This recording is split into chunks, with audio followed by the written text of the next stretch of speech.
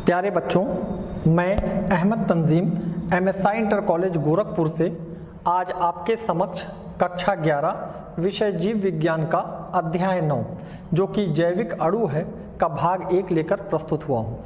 बच्चों, इससे पहले आपने अध्याय 8 में कोशिकाओं के बारे में पढ़ा था, साथ ही आपने कोशिकांगों के बारे में देखा था और कोशिकाओं के प्रकार देखे थे। कोशिकाओं का निर्माण इन्हीं जैविक अणुओं से होता है। तो ये जैविक अणु किस प्रकार कोशिकाओं का रासायनिक संगठन बनाते हैं, इनकी प्रकृति क्या है, प्रकार क्या है, इसको समझने के लिए हमने अपने इस अध्याय को कुछ प्रमुख बिंदुओं में बांट रखा है जो हमको इस अध्याय में देखना होगा। बच्चों, हमने अपने इस अध्याय को 3 भाग में बांट रखा है, भाग 1, भाग 2 और भाग 3।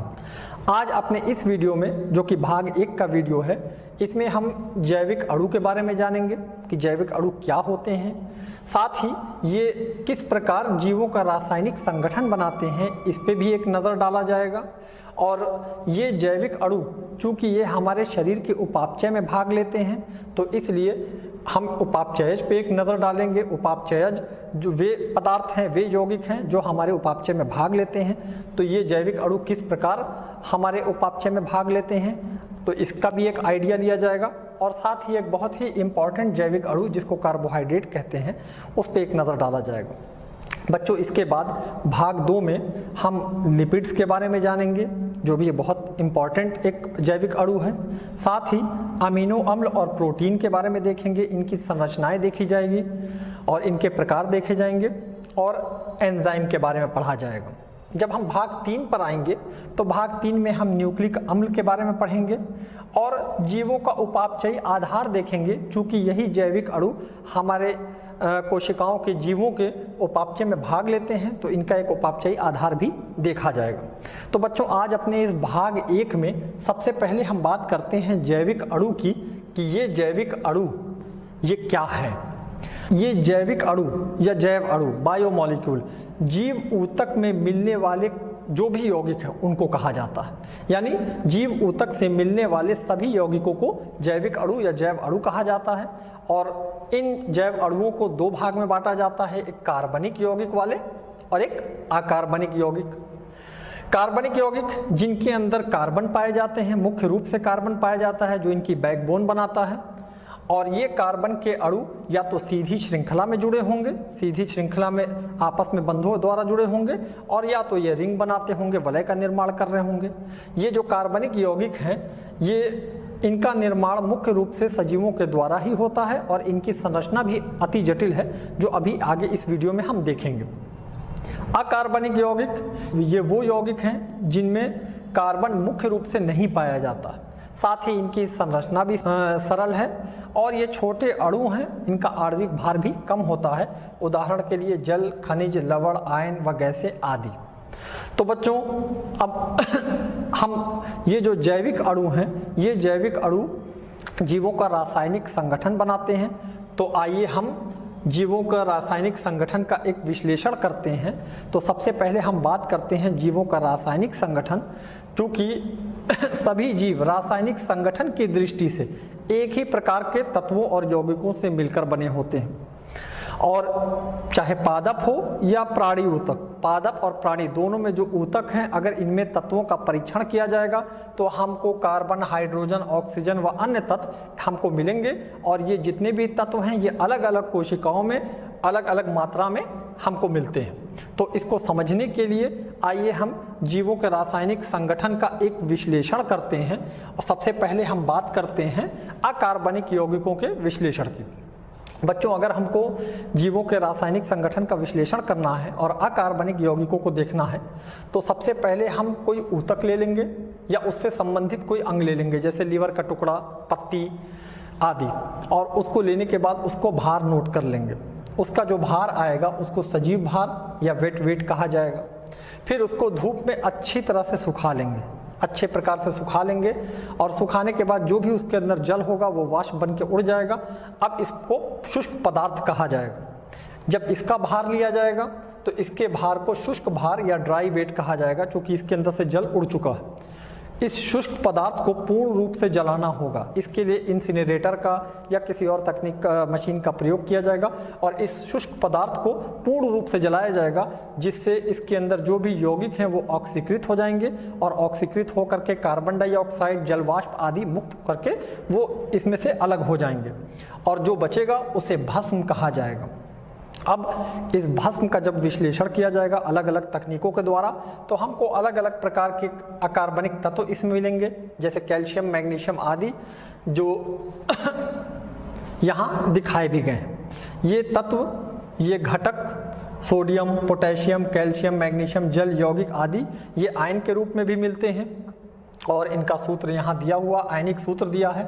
सोडियम Na+ आयन ये कोशिका द्रव में आयनों के रूप में भी मिलते हैं और ये अलग अलग जीव ऊतक हमारे अकार्बनिक अवयव हैं। सोडियम, पोटेशियम, कैल्शियम, मैग्नीशियम, जल और अलग अलग प्रकार के यौगिक। बच्चों, अगर हम कार्बनिक यौगिकों का विश्लेषण करें तो इसकी तकनीक थोड़ा सा भिन्न है। सबसे पहले हम ऊतक या उससे संबंधित अंग ले लेंगे, जैसे लीवर का टुकड़ा बताया भी गया था, और उसको ट्राइक्लोरोएसिटिक एसिड के साथ मूसल की मदद से अच्छे से पीस लिया जाएगा और पीस करके पेस्ट बना लिया जाएगा। इस पेस्ट को एक महीन कपड़े से छाना जाएगा। तो छानने के बाद इसमें एक ठोस अविलेय भाग मिलेगा और एक फिल्ट्रेट मिलेगा। उस ऊतक का जो भी भाग जो ट्राइक्लोरोएसिटिक एसिड में घुल सकता है वो घुल करके फिल्ट्रेट में आ जाएगा और जो भाग नहीं घुलता है वो ठोस अविलेय भाग में पाया जाएगा।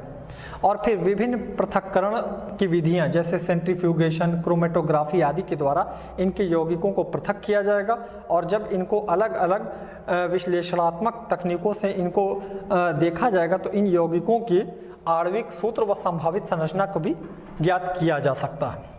बच्चों, ये फिल्ट्रेट के अंदर ऊतक के जो भी यौगिक जो ट्राइक्लोरोएसिटिक अम्ल में घुल सकते थे वो इसमें पाए जाएंगे और जो नहीं घुल सकते थे वो ठोस अविलेय भाग में पाए जाएंगे। तो अगर हम इस फिल्ट्रेट को और ठोस अविलेय भाग को डिटेल में देखते हैं, इनमें पाए जाने वाले यौगिकों को अलग करने के बाद देखते हैं, तो हम पाते हैं कि फिल्ट्रेट जो कि घुलनशील भाग है जिसमें यौगिक घुल चुके हैं, इसमें जो भी यौगिक पाए जा रहे हैं वो 1000 डाल्टन से कम अणु भार वाले हैं, यानी इनका अणु भार 18 से लगभग 800 डाल्टन के आसपास है। ये हल्के यौगिक हैं और इसीलिए इनको सूक्ष्म अणु या माइक्रोमॉलिक्यूल कहा जाता है। उदाहरण के लिए शर्करा जैसे ग्लूकोज, राइबोस आदि जो अभी आगे हम देखेंगे भी, अमीनो अम्ल, ग्लाइसिन, एलिनिन, सीरीन आदि, नाइट्रोजनी क्षार जो डीएनए में पाए जाते हैं, न्यूक्लियोसाइड्स, न्यूक्लियोटाइड्स आदि, ये जो है हमको फिल्ट्रेट वाले भाग में मिलेंगे, चूंकि ये जो है हल्के मॉलिक्यूल हैं और इनको सूक्ष्म अणु कहा जाता है। जब हम ठोस अविलेय भाग को देखेंगे तो ठोस अविलेय भाग में जो यौगिक पाए जा रहे हैं इनका अणु भार 1000 से लेकर 10,000 डाल्टन या इससे अधिक होगा, लिपिड्स के अतिरिक्त। क्यों लिपिड्स अलग हैं अभी बात किया जाएगा। चूंकि इनका अणु भार बहुत अधिक है तो इनको वृहत अणु या मैक्रोमॉलिक्यूल कहा जाएगा। केवल लिपिड, इनका अणु भार 800 डाल्टन से अधिक नहीं है, तो लिपिड को तो इधर पाया जाना चाहिए था फिल्ट्रेट में, लिपिड ठोस अविलेय भाग में कैसे है? इसका आंसर ये है कि लिपिड ये कोशिकाओं की कोशिका झिल्ली का निर्माण करता है, उनकी संरचना का एक बड़ा ही प्रमुख भाग है। तो जब हम ट्राइक्लोरोएसिटिक एसिड में ऊतक को पीसते हैं तो कोशिका झिल्ली क्षतिग्रस्त हो जाएगी और क्षतिग्रस्त होने के बाद पुटिका का निर्माण करेगी और ठोस अविलेय भाग के साथ अलग हो जाएगी। इसलिए लिपिड्स ठोस अविलेय भाग में पाए जाएंगे, परंतु ये चूंकि हल्के हैं तो ये भी एक सूक्ष्म अणु ही कहलाएंगे। उदाहरण के तौर पर कार्बोहाइड्रेट्स बहुत बड़े मॉलिक्यूल्स हैं तो ठोस अविलेय भाग में पाए जाएंगे, प्रोटीन, लिपिड, न्यूक्लिक अम्ल आदि। ये सूक्ष्म अणु या वृहत अणु, माइक्रोमॉलिक्यूल और मैक्रोमॉलिक्यूल, ये दोनों अणु मिल करके जीवों का रासायनिक संगठन बनाते हैं। तो अब ये जो अणु हैं, यौगिक हैं, इनको देखें तो इसमें कार्बोहाइड्रेट औसत 3%, लिपिड्स 2%, प्रोटीन 10 से 15% और न्यूक्लिक अम्ल 5 से 7%। बच्चों, ये जो अणु हैं ये दोनों प्रकार के अणु चूंकि हमारे कोशिकाओं के जीवों के उपापचय में भाग लेते हैं तो इनको उपापचयज भी कहा जाता है। उपापचयज क्या है? उपापचयज जीवों का उपापचय यानी मेटाबॉलिज्म में भाग लेने वाले या बनने वाले मध्यवर्ती या अंतिम उत्पाद हैं। चूंकि यही जैविक अणु हमारे मेटाबॉलिज्म में उपापचय में भाग ले रहे हैं और हमारी जीवित अवस्था को बनाए रखते हैं, इसलिए इनको उपापचयज भी कहा जाएगा। उपापचय क्या है? कोशिकाओं और जीवों की जीवित अवस्था को बनाए रखने में शामिल सभी रासायनिक क्रियाओं को उपापचय कहा जाता है और यही यौगिक जो उपापचयज हैं ये इन रासायनिक क्रियाओं में भाग लेते हैं। उपापचयज यानी मेटाबोलाइट्स को दो भागों में बांटा जाता है, एक प्राथमिक उपापचयज प्राइमरी मेटाबोलाइट्स और द्वितीयक उपापचयज सेकेंडरी मेटाबोलाइट्स। प्राइमरी उपापचयज जो किसी जीव के विकास चरण ग्रोथ फेज के दौरान उत्पन्न होंगे उन्हें प्राथमिक उपापचयज कहा जाएगा, जैसे कार्बोहाइड्रेट, लिपिड, प्रोटीन आदि। और वे उपापचयज जो मध्यवर्ती यानी बीच में और अंत में जिनका निर्माण होगा उन्हें द्वितीयक उपापचयज कहा जाएगा। उदाहरण प्रतिजैविक, गोंद, रबर, मसाले आदि।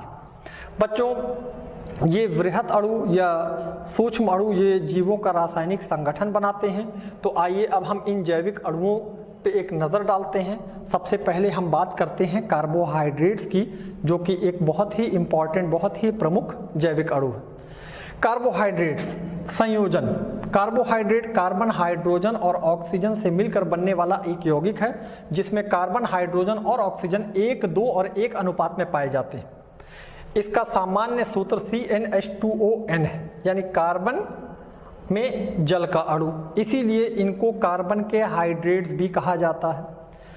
कार्बोहाइड्रेट में रासायनिक दृष्टि से अगर देखा जाए तो या तो इसमें एल्डिहाइड ग्रुप पाया जाएगा और या तो इसमें ketone group. Aldehyde group CHO और ketone group C double bond O। तो या तो इसमें एल्डिहाइड समूह पाया जाएगा या तो कीटोन समूह पाया जाएगा। तो अगर हम कार्बोहाइड्रेट्स के स्रोत की बात करें तो कार्बोहाइड्रेट का निर्माण प्रकाश संश्लेषण के दौरान होता है। क्लोरोफिल युक्त जीवाणु जिनके अंदर क्लोरोफिल पाया जाएगा, शैवाल या हरे पादप प्रकाश संश्लेषण के द्वारा कार्बोहाइड्रेट का संश्लेषण करते हैं। इसलिए अगर पौधों का शुष्क भार लिया जाए, जो शुष्क भार अभी हमने पढ़ा है, शुष्क भार सुखा करके जब इनका भार लिया जाए और इस भार में हम चेक करेंगे तो हमको लगभग 80% कार्बोहाइड्रेट इसमें मिलेंगे। और कार्बोहाइड्रेट भोजन के भी मुख्य भाग होते हैं, भोजन में भी मुख्य रूप से पाए जाते हैं। इन कार्बोहाइड्रेट्स को 3 भागों में बांटा जाता है। मोनोसैकेराइड्स, सिंपल शुगर, सरल शर्करा, ये कार्बोहाइड्रेट की सबसे छोटी इकाई हैं। इनका और अधिक छोटी इकाइयों में जल अपघटन नहीं हो सकता है, यानी ये सबसे छोटी इकाइयां हैं। उदाहरण के तौर पर ग्लूकोज, फ्रक्टोज, गैलेक्टोज आदि। यही मोनोसैकेराइड इकाइयां जब आपस में मिलेंगी, 2 से लेकर 10 मोनोसैकेराइड इकाइयां आपस में मिलेंगी और मिल करके ग्लाइकोसाइडिक बंध के द्वारा आपस में मिल करके जिन अणुओं का निर्माण करेंगी, जिन यौगिकों का निर्माण करेंगी, उनको ओलिगोसैकेराइड्स कहा जाएगा। यह 2 से 10 मोनोसैकेराइड इकाइयों से बने होते हैं। इनमें एक ही प्रकार के या अलग अलग मोनोसैकेराइड इकाइयां होती हैं। या तो सारी इकाइयां एक जैसी होंगी मोनोसैकेराइड की, या तो अलग अलग होंगी। अगर केवल 2 मोनोसैकेराइड इकाई आपस में मिल करके ओलिगोसैकेराइड बना रही है तो इसे डाइसैकेराइड कहा जाएगा। उदाहरण के तौर पर माल्टोस, जो कि ग्लूकोज के 2 इकाइयों से बना हुआ है। अगर 3 मोनोसैकेराइड की इकाइयां आपस में मिल करके ओलिगोसैकेराइड बना रही हैं तो इसे ट्राइसैकेराइड कहा जाएगा। उदाहरण के तौर पर रेफिनोज, जो ग्लूकोज, फ्रुक्टोज और गैलेक्टोज से बना है। अगर 4 इकाइयां जोड़ रही हैं तो टेट्रासैकेराइड, 5 जोड़ रही हैं तो पेंटासैकेराइड। तो 2 से 10 मोनोसैकेराइड इकाइयों से बनने वाले यौगिक को ओलिगोसैकेराइड कहा जाएगा। और जब यही मोनोसैकेराइड इकाइयां बहुत अधिक मात्रा में, 10 से लेकर कई हजार, बहुत अधिक मात्रा में आपस में ग्लाइकोसिडिक बंध के द्वारा जुड़ जाएं तो ये पॉलीसैकेराइड का निर्माण करती हैं, यानी ये मोनोसैकेराइड के बहुलक हैं। पॉलीसैकेराइड मोनोसैकेराइड के बहुलक हैं। इनमें 10 से लेकर कई हजार मोनोसैकेराइड इकाइयां ग्लाइकोसिडिक बंध के द्वारा जुड़ी रहती हैं। उदाहरण के तौर पर सेल्यूलोज, जो ग्लूकोज की कई इकाइयों से बना हुआ है और इनके बीच में ग्लाइकोसिडिक बंध या बॉन्ड पाया जाता है। बच्चों सबसे पहले अब हम बात करते हैं मोनोसैकेराइड की। आइए ज़रा इसको डिटेल में देखते हैं। क्योंकि हमको मालूम है मोनोसैकेराइड ये सरल शर्कराएं हैं, सिंपल शुगर हैं और इनका जल अपघटन अब नहीं हो सकता है और ये सबसे छोटी कार्बोहाइड्रेट की इकाइयाँ। इनका सामान्य सूत्र वही CnH2ON है और ये जल में अत्यधिक घुलनशील भी हैं और ये मीठी भी हैं। फ्रुक्टोज को सबसे मीठा माना जाता है। और मोनोसैकेराइड रासायनिक रूप से या तो एल्डिहाइड है या कीटोन। अगर एल्डिहाइड ग्रुप है तो एल्डोस शर्करा और अगर कीटोन ग्रुप है तो कीटोस शर्करा। तो अगर हम इनका उदाहरण देखें तो कार्बन के आधार पर अगर 3 कार्बन वाले मोनोसैकेराइड हैं तो इनको ट्राइओस कहा जाएगा, 4 कार्बन वाले हैं तो टेट्रोस कहा जाएगा, 5 कार्बन वाले हैं तो पेंटोस कहा जाएगा। 3 कार्बन वाला सूत्र C3H6O3, 4 कार्बन वाला C4H8O4, 5 कार्बन वाला C5H10O5। अब इन कार्बन के आधार पर जो हम वर्गीकरण कर रहे हैं, अगर 6 कार्बन पाया गया तो इसको हेक्सोस कहा जाएगा, C6H12O6। अब इन मोनोसैकेराइड्स में अगर एल्डिहाइड समूह पाया जा रहा है तो इनको एल्डोस शर्करा कहा जाएगा और अगर कीटोन समूह पाया जा रहा है तो कीटोस शर्करा कहा जाएगा। 3 कार्बन वाले एल्डिहाइड शर्करा ग्लिसरोस, कीटोन शर्करा यानी कीटोस शर्करा डाइहाइड्रोक्सी एसीटोन। ये दोनों ग्लाइकोलिसिस और प्रकाश संश्लेषण के महत्वपूर्ण मध्यस्थ हैं। 4 कार्बन वाले एरिथ्रोस और एरिथ्रुलोस, ये दोनों प्रकाश संश्लेषण के महत्वपूर्ण मध्यस्थ हैं। 5 कार्बन वाले राइबोस, राइबोस आरएनए में भी पाया जाता है और इसी राइबोस में जब एक ऑक्सीजन कम हो जाता है दूसरे कार्बन पर तो ये डीऑक्सीराइबोस बन जाता है। राइबोस, राइबोलोस ये न्यूक्लिक अम्ल के महत्वपूर्ण घटक भी हैं। साथ ही ये C3 चक्र जो प्रकाश संश्लेषण में आप पढ़ेंगे उसके भी महत्वपूर्ण मध्यस्थ हैं। 6 कार्बन वाले हेक्सोस जिनका फॉर्मूला C6H12O6 है। 6 कार्बन 1 2 3 4 5 6। अगर एल्डिहाइड समूह पाया जा रहा है CHO तो एल्डोस शर्करा और अगर इसके अंदर कीटोन समूह पाया जा रहा है तो कीटोस शर्करा। Glucose, fructose. ग्लूकोज जीवों के लिए ऊर्जा का प्रमुख स्रोत है, आपको मालूम भी होगा और आपने पढ़ा भी होगा। फ्रक्टोज सबसे मीठी शर्करा है। ग्लूकोज और फ्रुक्टोज जीवों के उपापचय में भाग लेने वाले प्रमुख उपापचयज हैं। बच्चों ये जो 5 कार्बन और 6 कार्बन वाली जो शर्करा है, ये 5 और 6 कार्बन वाली शर्करा बंद वलय आकृति यानी क्लोज रिंग स्ट्रक्चर भी बनाती है। ग्लूकोज में जो इसका फंक्शनल ग्रुप है, समूह है CHO, ये 5वें कार्बन के OH से आपस में रिएक्ट करेगा और रिएक्ट करके रिंग बनाएगा, वलय बनाएगा। 6 कार्बन वाले फ्रुक्टोज का जो ग्रुप है C+O कीटोन समूह, ये भी OH से समूह से रिएक्ट करेगा और रिएक्ट करके ये वलय का निर्माण करेगा। तो 5 और 6 कार्बन वाले मोनोसैकेराइड बंद वलय आकृति बनाते हैं और एल्डिहाइड समूह यानी एल्डोस शर्करा के जो बंद वलय हैं उनको हेमीएसिटल कहा जाएगा और कीटोस शर्करा के जो बंद वलय हैं उनको हेमीकीटल कहा जाएगा। बच्चों अब हम बात करते हैं ओलिगोसैकेराइड जो 2 से 10 मोनोसैकेराइड इकाइयों से बने होते हैं। ये एक ही प्रकार की इकाइयों से भी बने हो सकते हैं और या अलग अलग प्रकार की मोनोसैकेराइड इकाइयाँ इनको बना रही हैं और इनमें मोनोसैकेराइड इकाइयों के बीच ग्लाइकोसाइडिक बंध बनता है। ये बंध क्या है आइए देखते हैं। ग्लाइकोसाइडिक बंध, ग्लाइकोसाइडिक बंध में एक मोनोसैकेराइड अणु का एल्डिहाइड या कीटोन समूह दूसरे मोनोसैकेराइड अणु के हाइड्रोक्सिल समूह से संयोजित होता है। यहाँ देखिए ग्लूकोज के 2 अणु दिखाए गए हैं। C1 कार्बन जिस पे एल्डिहाइड समूह था, CHO ग्रुप था, ये C4 के OH से रिएक्ट कर रहा है और रिएक्ट करने के बाद इसमें एक जल का अणु निकल रहा है, OH और H मिला के जल बना रहा है और दोनों के बीच में एक बंध बन रहा है। इस बंध को ग्लाइकोसिडिक बंध कहा जाएगा। चूंकि ये कार्बन नंबर 1 और कार्बन नंबर 4 के बीच में बन रहा है तो इस ग्लाइकोसिडिक बंध को 1,4 ग्लाइकोसिडिक बंध कहा जाएगा। ग्लाइकोसिडिक बंध केवल चक्रीय आकृति वाले मोनोसैकेराइड अणु के बीच में ही बनते हैं। घुलित अवस्था में मोनोसैकेराइड अणु चक्रीय आकृति में ही पाए जाते हैं। तो बच्चों ये ग्लाइकोसिडिक बंध मोनोसैकेराइड अणुओं के बीच में बनेंगे और ये मोनोसैकेराइड अणु फिर ओलिगोसैकेराइड या पॉलीसैकेराइड का निर्माण करते हैं। ओलिगोसैकेराइड के अगर कार्य की बात करें, ओलिगोसैकेराइड ऊर्जा प्रदान करने के लिए ग्लूकोज में अपघटित हो जाता है। ये ओलिगोसैकेराइड चूँकि कई मोनोसैकेराइड से बने हैं, तो ऊर्जा देने के लिए ये जो है पहले अपघटित होगा, ग्लूकोज में अपघटित होगा, जो भी इसके घटक है उसमें अपघटित होगा और फिर अपघटित होकर के ऊर्जा प्रदान करेगा। कुछ ओलिगोसैकेराइड कोशिकाओं की कोशिका झिल्ली पर प्रोटीन तथा लिपिड से जुड़कर ग्लाइकोप्रोटीन, अगर प्रोटीन से जुड़ा तो ग्लाइकोप्रोटीन और लिपिड से जुड़ा तो ग्लाइकोलिपिड का निर्माण करते हैं या बनाते हैं। ओलिगोसैकेराइड अगर दो मोनोसैकेराइड इकाइयां जुड़ी हैं तो डाइसैकेराइड, माल्टोस ग्लूकोज और ग्लूकोज से बना है, सुक्रोज ग्लूकोज और फ्रुक्टोज से बना है, लैक्टोज ग्लूकोज और गैलेक्टोज से बना है। अगर तीन मोनोसैकेराइड इकाइयां जुड़ी हैं तो ट्राइसैकेराइड, ग्लूकोज, फ्रुक्टोज और गैलेक्टोज मिलकर रेफिनोज बना रहे हैं। अगर चार मोनोसैकेराइड इकाइयां जुड़ी हैं तो टेट्रासैकेराइड, उदाहरण के लिए स्टेकाइयोस, ग्लूकोज, फ्रुक्टोज, गैलेक्टोज की इसमें इकाइयां पाई जा रही हैं। बच्चों अब हम बात करते हैं पॉलीसैकेराइड, जो कि 10 से लेकर कई हजार मोनोसैकेराइड इकाइयों से बने हैं और उनके बीच में ग्लाइकोसिडिक बंध पाया जाता है। तो यह मोनोसैकेराइड के बहुलक हैं। बहुलक जो कि कई मोनोसैकेराइड इकाइयों से बने हैं और इनको ग्लाइकेन्स भी कहा जाता है।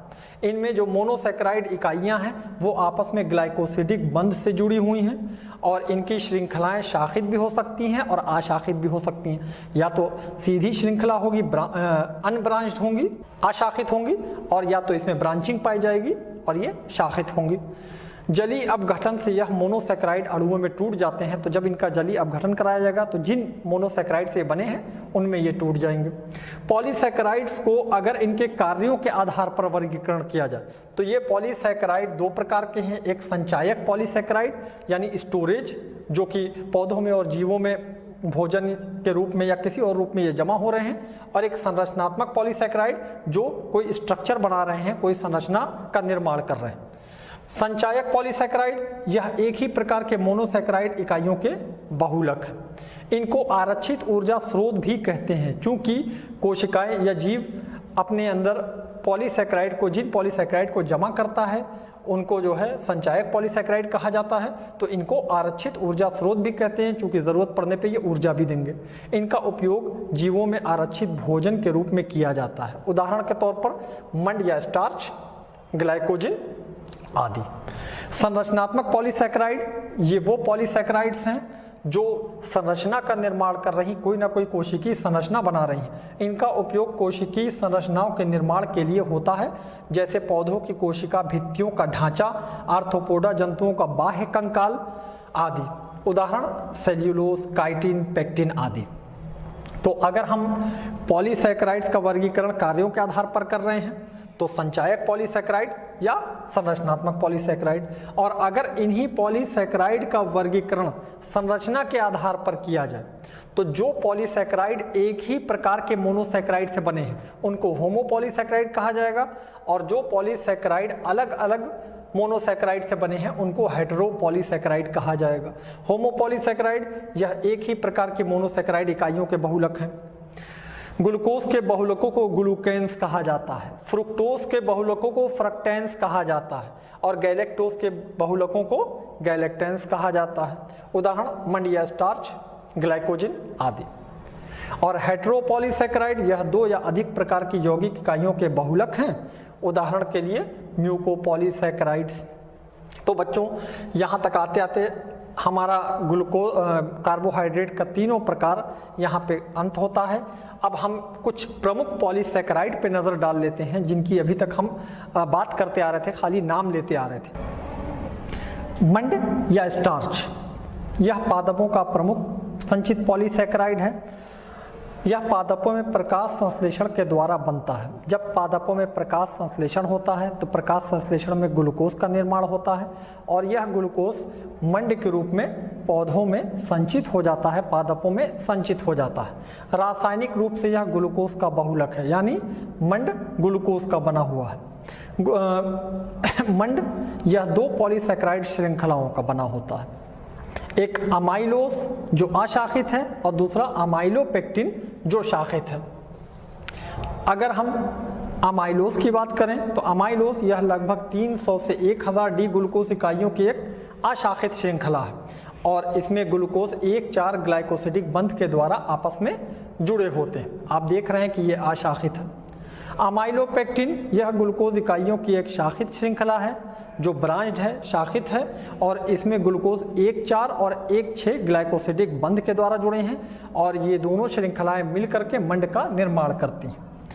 अगला जो प्रमुख पॉलीसैकेराइड है वो ग्लाइकोजन है। ग्लाइकोजन ये मुख्य रूप से जंतुओं में पाया जाता है, इसलिए इसे जंतु मंड भी कहते हैं। जंतु अपने अंदर इसको आरक्षित ईंधन के तौर पर इस्तेमाल करते हैं और यह एक ग्लूकोज का बहुलक है जो बहुत ही अधिक शाखित है, अमाइलोपेक्टिन से भी ज़्यादा शाखित होता है।